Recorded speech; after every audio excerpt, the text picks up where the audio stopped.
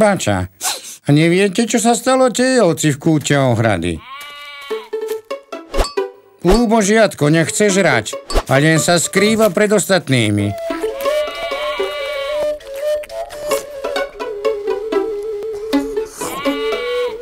Joj, to je smutný príbeh.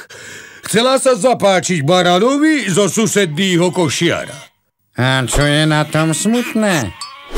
Však všetky ovce po ňom letia. Fintia sa ako herečky. Pretrčajú pred webkamerou a posielajú mu svoje fotky po internete.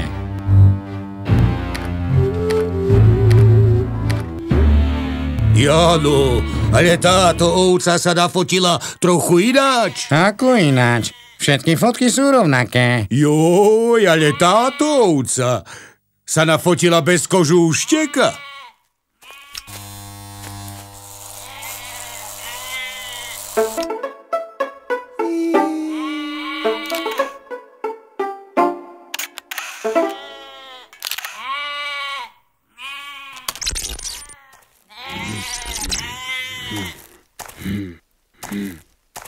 Nejaký baran to našiel a poslal všetkým po internete.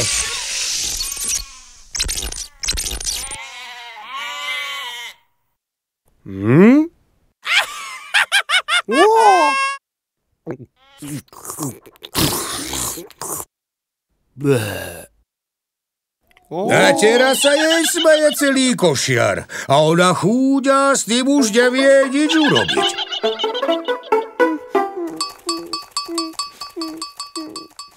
Lebo raz, keď dáš niečo na internet, už to odtiaľ nedostaneš. Tak to je naozaj smutný príbeh. Fotka bez kožúšteka. A kde tú fotku nájdem?